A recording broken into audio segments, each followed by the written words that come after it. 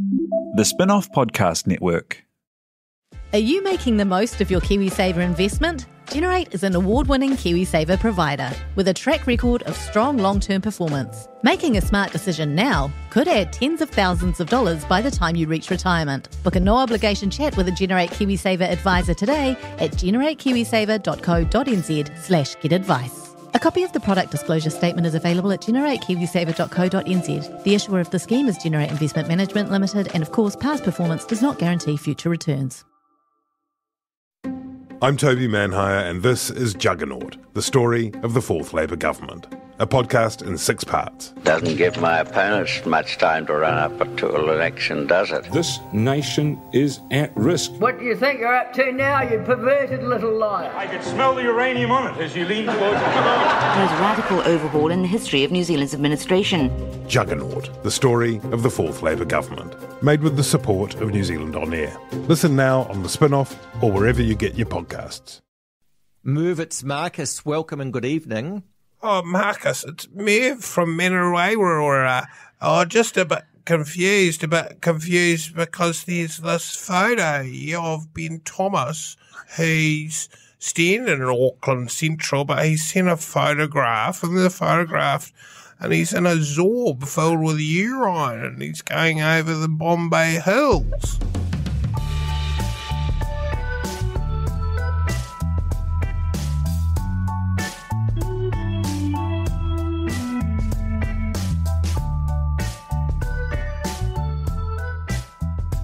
Kia ora tātou, this has gone by lunchtime. My name is Toby Manhire. To my left is Merv Lee-Mather. Morena. Morena, kia ora, Merv. It's 10 a.m. on Wednesday, and also Ben Thomas. Morning, everybody. I've been up since 5:30. Oh, well done. I did TVNZ. Did you? Yeah, I was late. I had to massage the bags under my eyes. I had to do a lymphatic treatment on my face to be TV ready. What were you talking about? Auckland Central. Oh, great. Well, we should talk about that too. And we will, because they now at last have a new candidate. Among other topics, we'll talk about the Labour launch of the campaign. We'll talk about how National responds. We'll talk about Shane Jones and New Zealand First. We'll talk about buses and other things yet to come. Thank you to Flick Electric. Thank you to Spin-off members. Please subscribe to this podcast. Please like this podcast. Please sort of hire an airplane and do a banner behind the plane with the podcast. Go to iTunes and review Caucus and Tic Tac and give them 1 star. Don't do that. We're collegiate. It's okay to do that. That's okay. They can do that. Make your voice heard. This is an election year. Did you see Caucus have copied us? This year they've brought on a Māori and a PR person. Well, you and Annabelle melded into one. Into Scott Campbell. Beautiful yeah. Yes, we love all of our fellow political podcasters.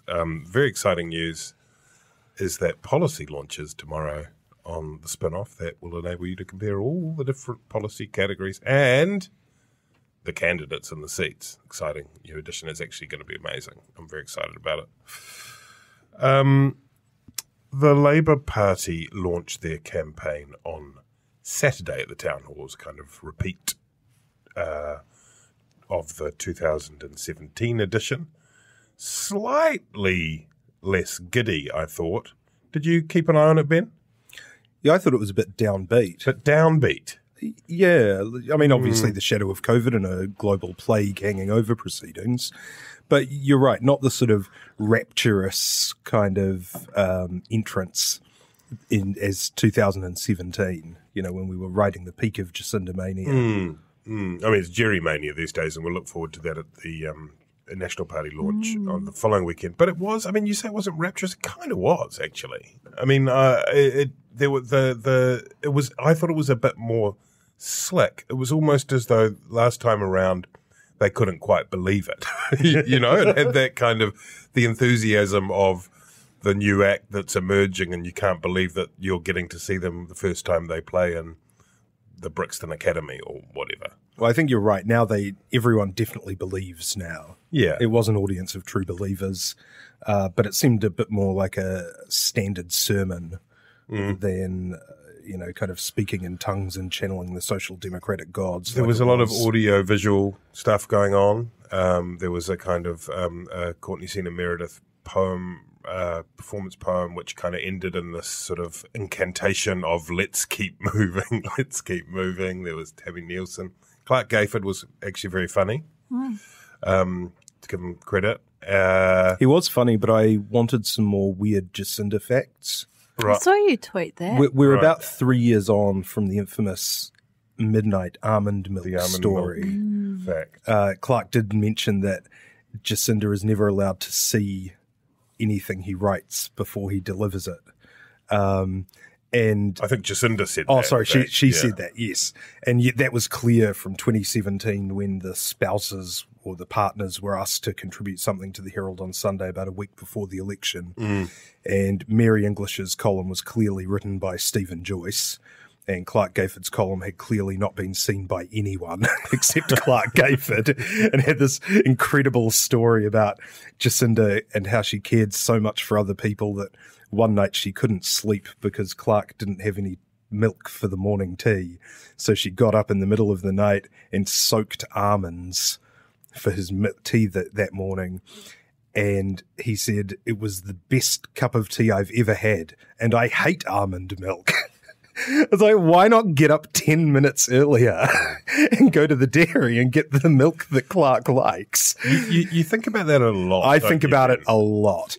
One of You've the things told that story several times on this podcast. It's have captured your imagination, that story, eh? It's resonated. There is something. It's almost like he's I'm kind of going to do some almond milk. He's going to turn it into his masterwork, and he's going to sort of approach it from every different perspective. Like a kind of trilogy of feature-length films about the almond milk. First, Jacinda's perspective, then Clark's perspective, and then the almond milk's perspective. That's right. The kind of midnight I want to know is, what but did she do with the grounds of the almond milk? Because if it was Martima Davidson, she would have turned them into some sort of renewable fuel.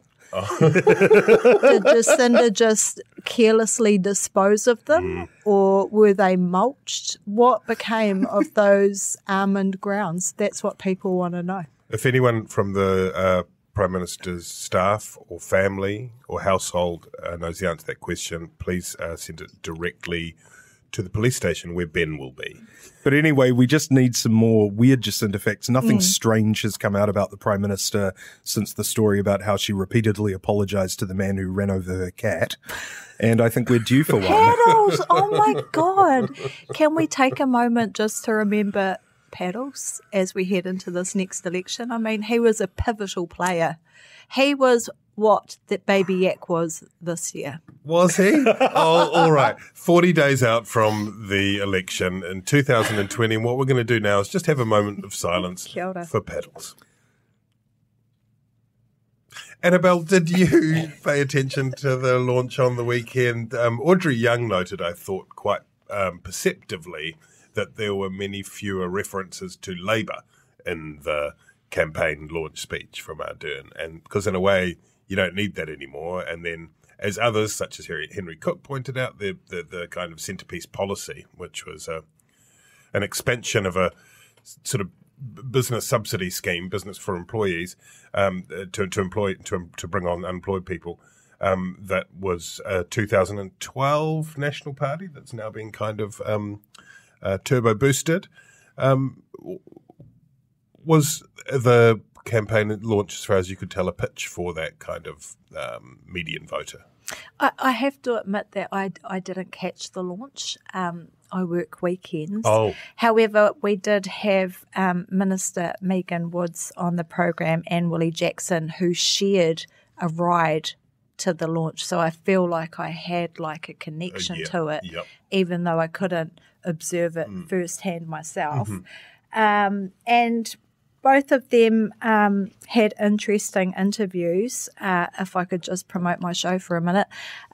we had Megan Woods on as the Minister of Energy to talk about the energy pricing review. I have to say that it's probably an area where the government hasn't delivered enough to people in the provinces, particularly those in the central North Island who are still suffering massive energy hardship issues. The other thing that was interesting was Mihi asked her if she knew of the 529 Kiwi-built homes that had been built, how many had been bought by Māori, and she didn't have the number on her at the time, but we got a follow-up email from her office to say only 5%. 5%. Which is well below what their target was. Well, that's a good answer to, but not, that's you're sort of almost political level answer.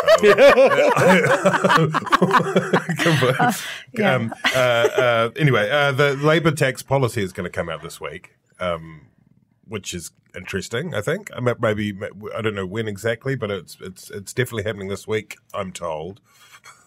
There's a big debt building up, right? Like that is going to be one of the themes of the election. It's heading towards 47% of GDP in a decade. You know, will Labour solve that with a bit of growth? Well, that's it. I mean, like part of Paul Goldsmith's solution is that he's going to do super fast growth, and it's kind of, I mean, you know, that's a perennial politician's claim, right?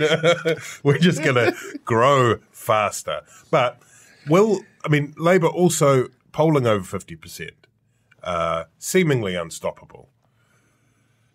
Centre-left party. The highest tax rate in New Zealand is still like, what is it, 33%? 33% over $70,000. 33% over $70,000. Is this the moment that Grant Robertson says, let's do a 140K, 130, 140, 150, over that rate, but bump it up? It seems like obviously National want to turn it into a tax election, but would it even be that brave? Surely it's the time to do it. Morally, it's the right thing to do, and it would be in keeping with Australia, where I think is it 45% is their top tax rate. Is their top tax rate. But will they actually do it? Probably not. They won't want to alienate the voters that sit in that tax bracket, even though it's really what they should do. And let's be honest, I think after capital gains tax, we've seen that Labour will back down when they feel the pressure. So they might put out one tomorrow saying that they'll raise it to 45, but will it still be their policy come election day? Who knows? I mean, we had the tax working group who recommended that we instate capital gains tax. Labour chickened out. Now it's off the table. Now it's off the table for her entire leadership. They don't have a sparkling track record, do they, when it comes to dealing with tax? Like a giant thorn in the side of Labour Party for at least the last decade of going into elections as tax policy. Do you think that something might happen there, Ben? The obvious answer is a new top tax bracket, maybe around 39 cents or so, and that would kick in, you would assume, at a relatively high level. Most people believe that high income earners should be taxed more. That's right. What people disagree on is what is a high income earner, and it's usually about 20 grand more than you earn. And so, in order to not alienate, a vast swathe of voters, I think about 10% of the country earns people in employment earn over 100 grand. If they bump it up to 130 grand or so, you're catching a very small number of people. On the other hand, you would think that they would compensate for that by maybe moving up that 33 cent bracket a little bit to allow, middle income earners to keep more of their pay. Because so those have been sliding 70K doesn't go very far in Auckland. Yeah, that's right. And so this issue of bracket creep, which is actually how you get all the money out of tax increases. Originally, when the top tax rate was put up to 39 cents under the last Labour government, it was at $60,000 was the cutoff. And by the end of their 9 years, a huge number of people were in that top tax bracket, again, only on that marginal rate above 60 grand that they earned, but who had not expected to be, high income earners by Helen Clark's definition. If you put it up to about, 110, 120 grand, you'll catch quite a few people, and over the next 10 years, you'll probably double that amount as people, start coming into that bracket.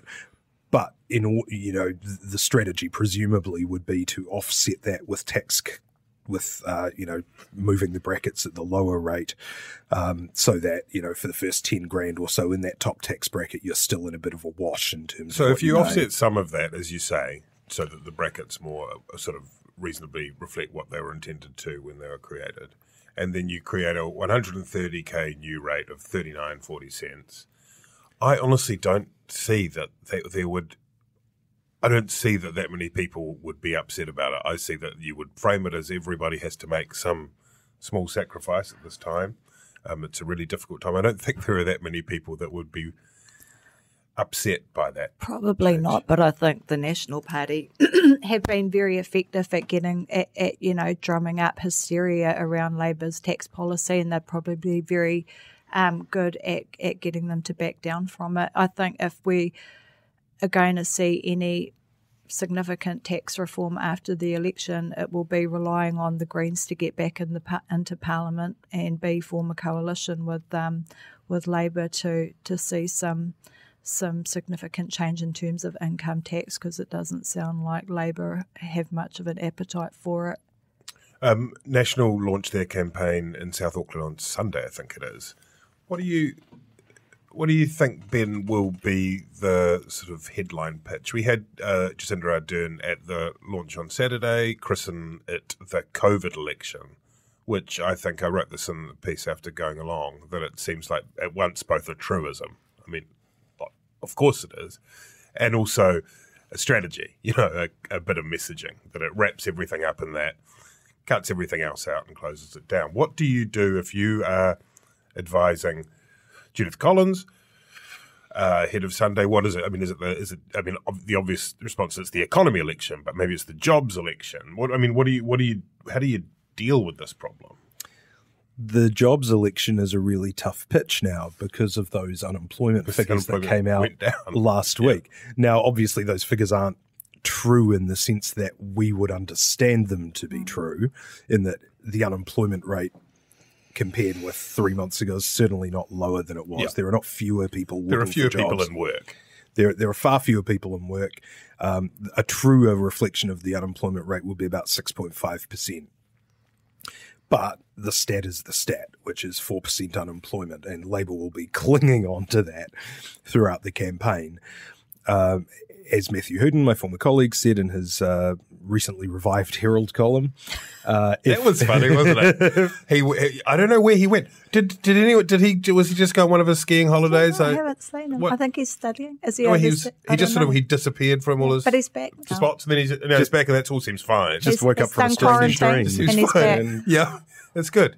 Anyway, we live in a gig economy. People come in and out of jobs. That's seamless transition. Mm-hmm. This is the future of work that Labour promised. So, he said that if National can say, well, look, the unemployment figures only look rosy because the government is artificially keeping up employment with their wage subsidy, and then the government says yes. Yes, that's right. We did that. Yep. So that's harder. So, then you go into better economy. I mean, pretty much every economist is predicting a, relatively sharp downturn coming around near the end of the year, because we've bounced back pretty strongly from the lockdown phase, but now we've got to deal with the entire world going to dog shit on our doorstep, and the lack of foreign visitors for tourism, for foreign students. National right now are doing that kind of strategy of turning the question back on the government. saying, well, why the Cook Islands being opened for a travel bubble in December instead of October? Why are we hearing about the second wave? But that's not a strong narrative. This isn't question time. They can't put the government on the spot. The government has a narrative, and National need their own narrative. It's not totally clear to me what that is right now.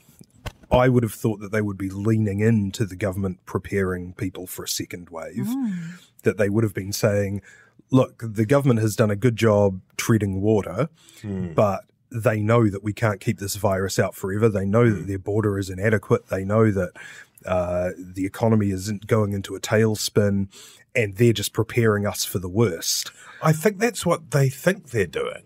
Like, I feel, the Gerry Brownlee stuff is quite intriguing, isn't it? And he's basically going, what aren't they telling us? What are they hiding? I mean, he's almost going full Merv on it with his level of, I mean, it is something to listen to, right? His interview on Morning Report was absolutely bizarre. And frankly, I think any reasonable-minded New Zealander who listened to that interview would be fearful of what would happen if Gerry was in charge of the border, because the whole, what do we need masks for anyway?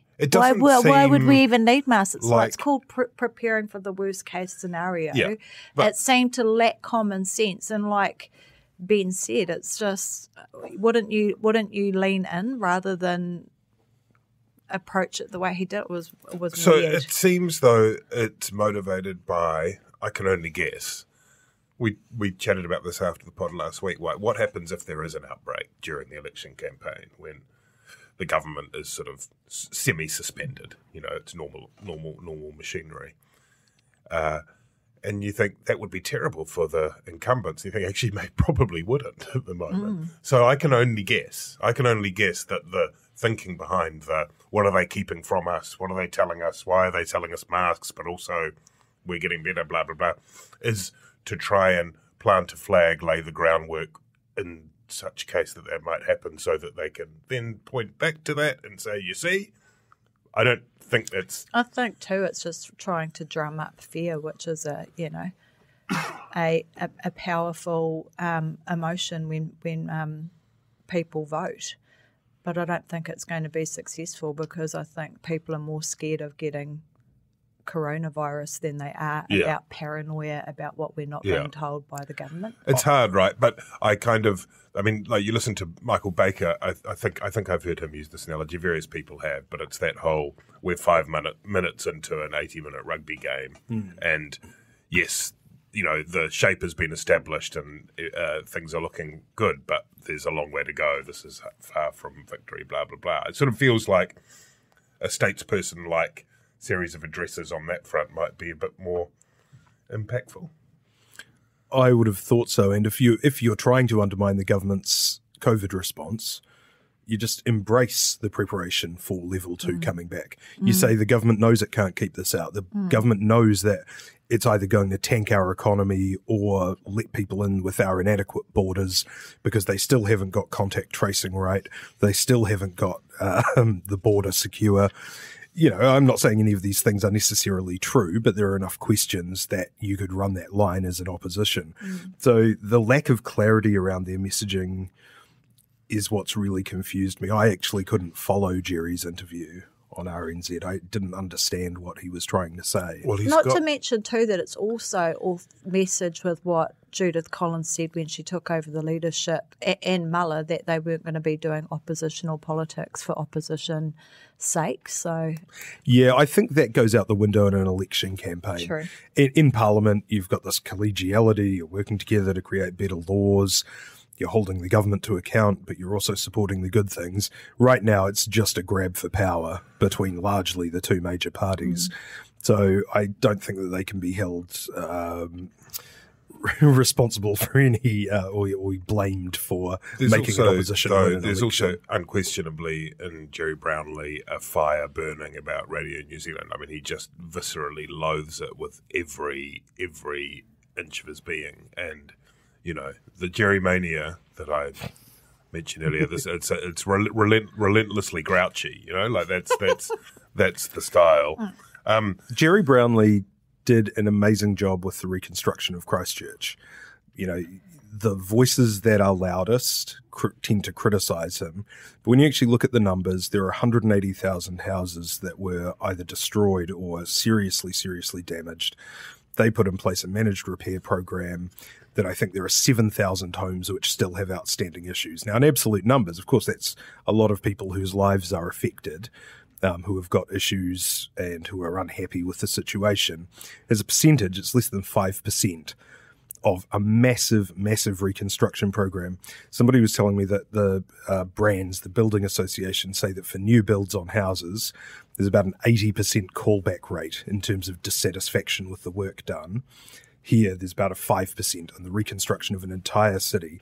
Gerry led that process. He was living in Christchurch during that process, dealing with all of the critics, dealing with the Christchurch press who, looked out onto the ruined city and were very critical and negative during that whole time. And I think that period did kill a bit of Gerry Brownlee's joie de vivre, if you will. The bow tie. Remember that when there's that great photo of him not doing karaoke because it would have been many decades before karaoke was invented, but black and white photo of the young Gerry Brownlee singing. He's a good singer. Baritone? Yes, there are many different opinions about Brownlee's management of the Christchurch recovery. Mm-hmm. There's no doubt that he's proven himself over the years in many regards to be a very capable politician. Let's talk about Auckland Central. And at last we have a full roster of candidates with the selection last night, beg your pardon, of Emma Mello, which is, a great name straight off the bat, to replace Nikki Kay, who stood down in the great Muller catastrophe. Seems like a pretty smart. I don't know. Seems like a pretty, a young liberal woman. Seems like what the doctor ordered for National Party. Ben Thomas, what's your Nikki Kay insight? 2.0.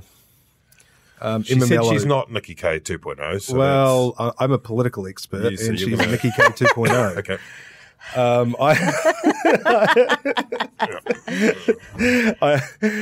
Nikki can't surf lifesave though, and Emma can. And no, I think Nikki can. Nikki can do triathlons. But does she though? But does she? But does she? And is Emma as green or as Auntie Nikki, or is she mellow yellow? Oh, oh, this terrible stench is just rippling through the room. Hey team, sorry to interrupt. It's Producer T here, just wanting to tell you about the Spin-Off Members. A new, well, not really new, but an initiative to help us fund all the journalism that you want to know. You can email us, tell us what you want to see, anything you want. Visit thespinoff.co.nz/members. And while you're here, just listen to one of our other podcasts. Do it. I'm telling you, it's a great time. Okay, bye. She seems like she wouldn't, put it this way, this is a superficial assessment, but she seems like somebody who would probably be okay wandering around Barrier, and that's not, you couldn't say that for every national candidate in the country.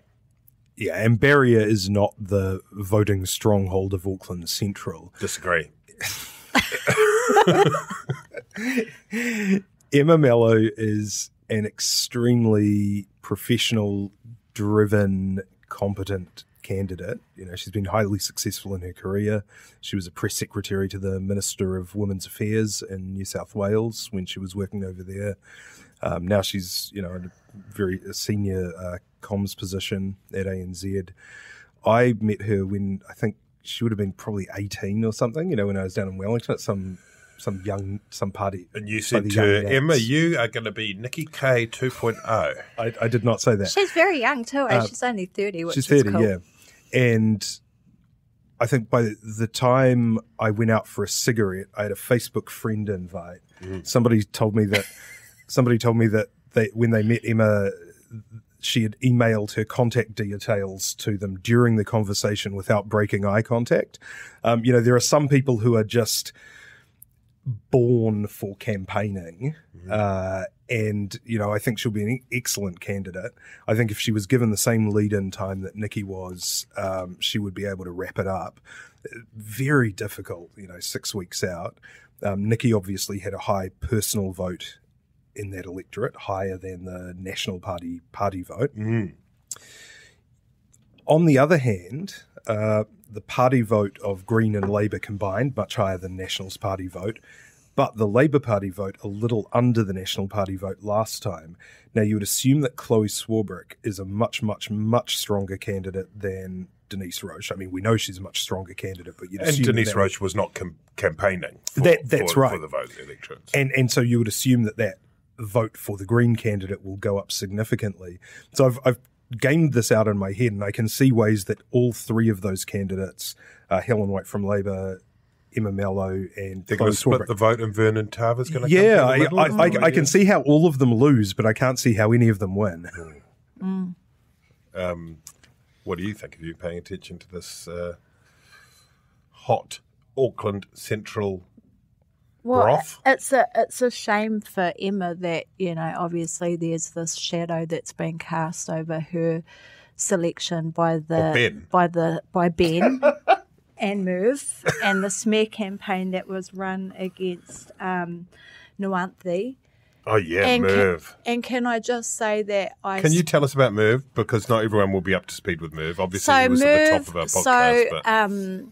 So the other night, a call was placed to Marcus Lush.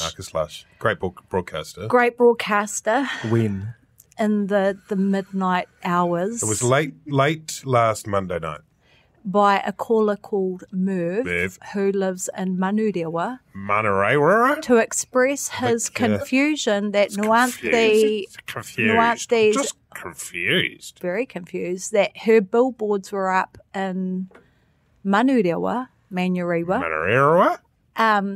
but that she was seeking selection in Auckland Central. You can't stand in two seats. I'm just confused, Marcus. And he's right. However, like the end of an episode of Scooby-Doo, Merv was unmasked and revealed to be none other than the National Party board member, Ryan Bridge. No, Roger Bridge. Who apparently had dug deep into the past, like 25 years back, like quarter of a century back into the National Party playbook. To do a hone on the Hone Carter, who once upon a time rang John Banks and pretended to be an unemployed Māori man and was subsequently promoted, well, not promoted, but lost his job as whip, but then got a great cushy job as the High Commissioner to the Cook Islands. We should stress that Mr. Bridge denies that it was him. Tova O'Brien, who was the Scooby-Dooby... She was Daphne. She's Daphne. Yeah. She's Daphne, that's the one. Yeah. Jenna's Velma. Yeah. Lloyd Burr is Scooby. I think Patrick Gower's Scooby. They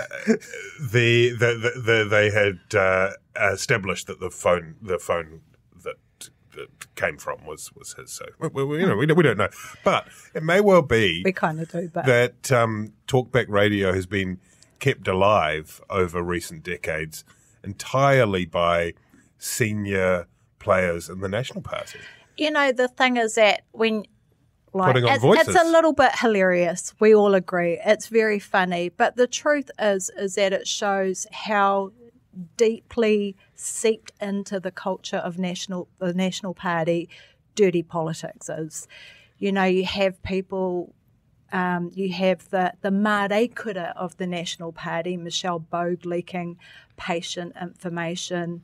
You have, a senior party official ringing talkback to smear, not to smear, but to, discredit their own candidate. I mean, you're not even trying to destroy another candidate.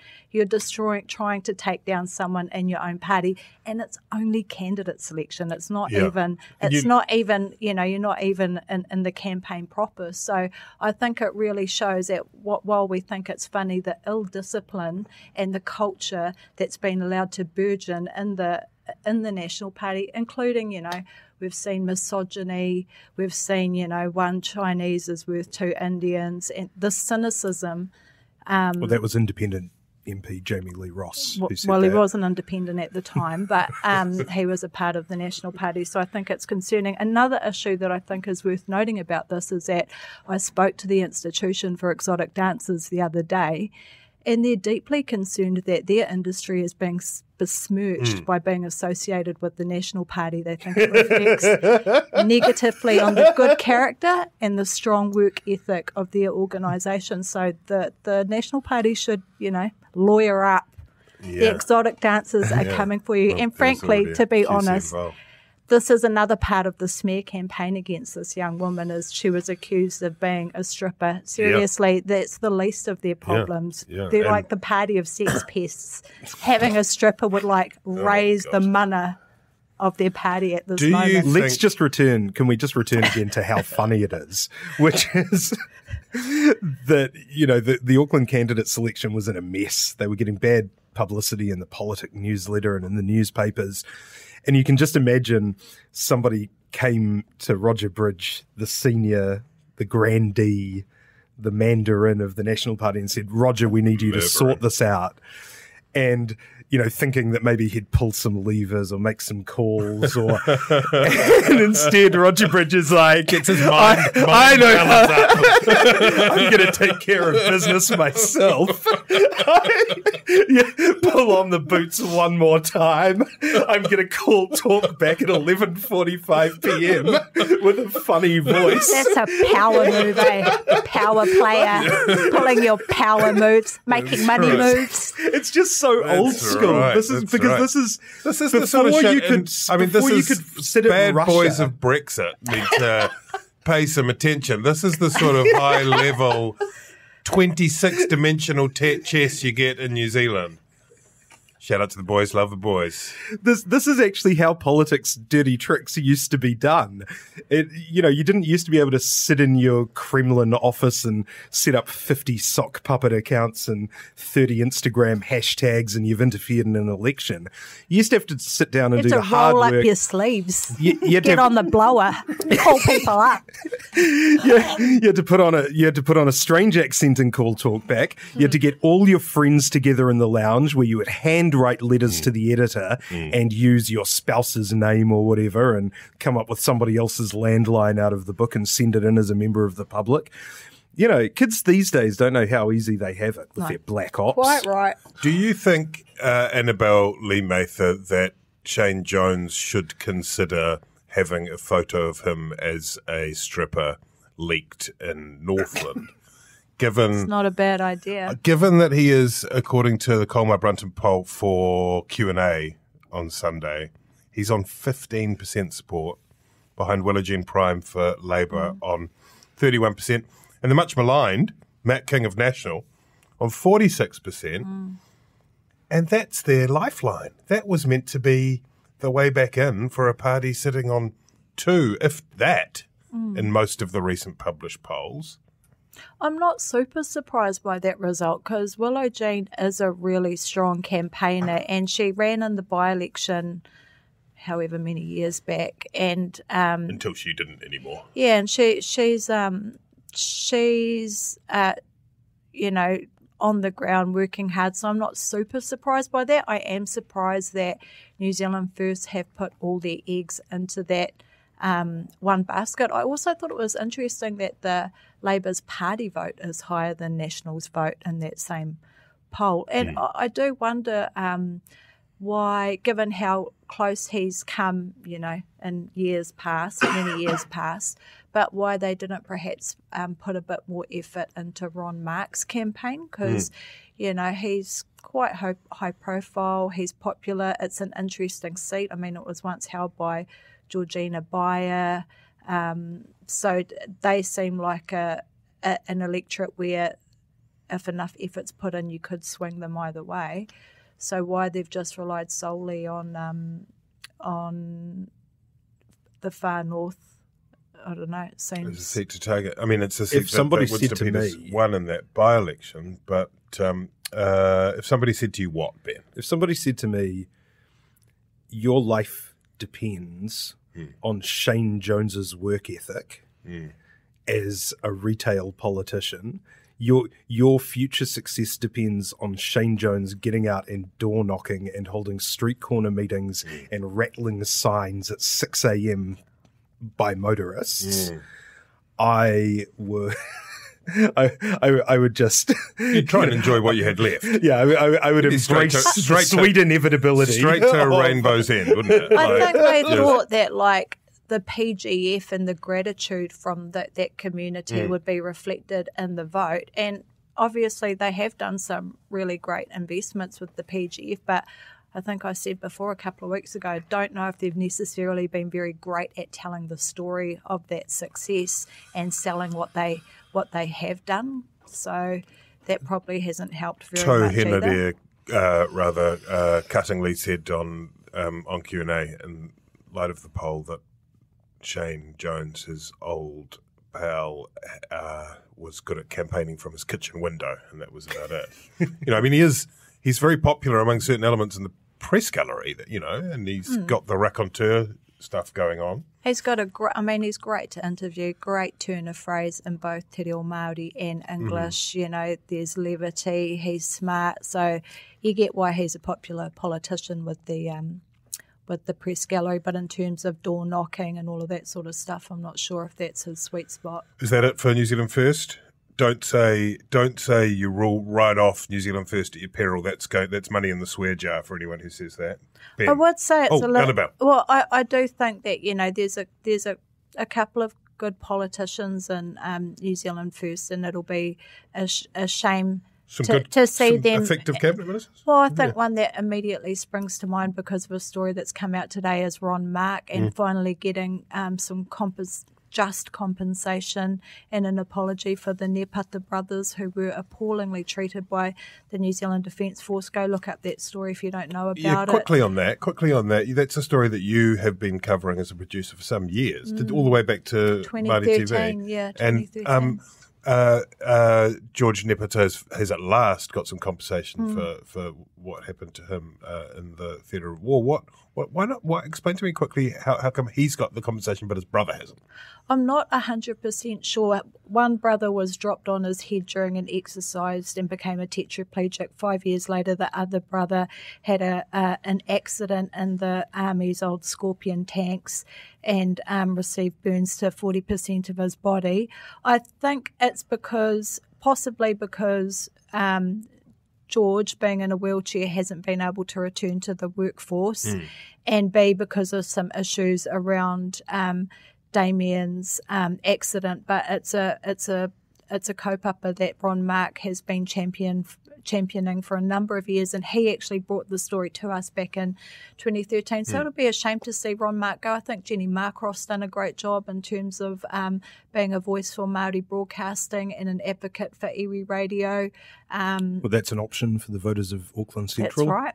So, it's there's some important voices or some voices that have done good work, particularly for Māori, that it'll be a shame to see them go if New Zealand First drops out.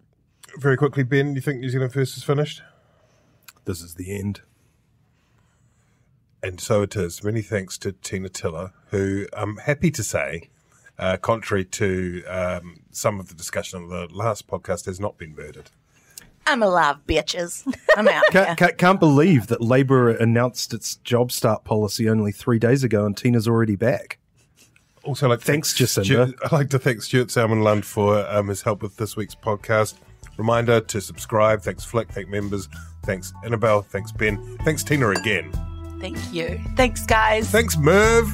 Thanks, Merv.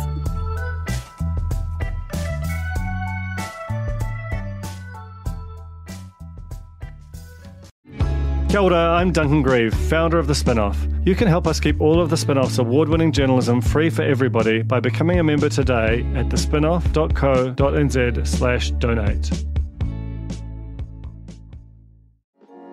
Kia ora, I'm Alex Casey, senior writer at The Spin-Off. We wouldn't exist without the ongoing support of our generous members. If you're able to, you can make a donation at thespinoff.co.nz/donate. The Spin-Off Podcast Network.